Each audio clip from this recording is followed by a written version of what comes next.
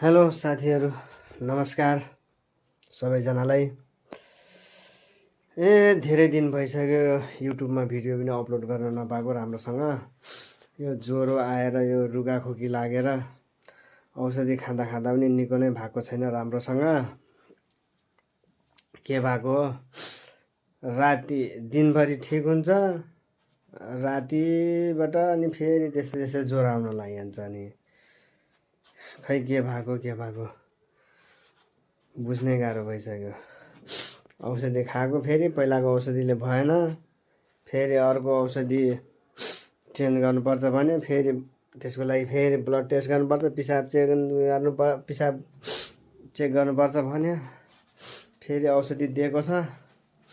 अब के हुन्छ, अब यस्तो बेलामा के गर्ने होला।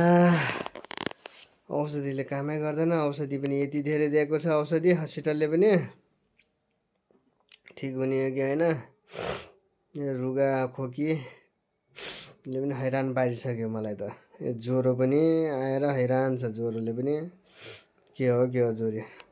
अब धामी कहाँ देखाउन जाऊँ भन्यो भने धामीले पनि अब मसान लागेको छ, भाइरल ज्वरो आछ भन्छ। अब हस्पिटलमा आयो, खै के दबाई सबाई भिराइदिएको छ।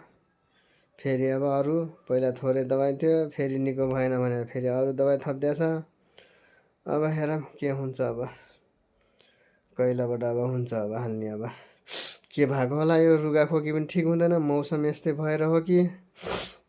कसैले बताइदिनु होला त के गरेर ठिक हुन्छ। औषधि त टन्नै दिएको छ, कसरी खाने होला।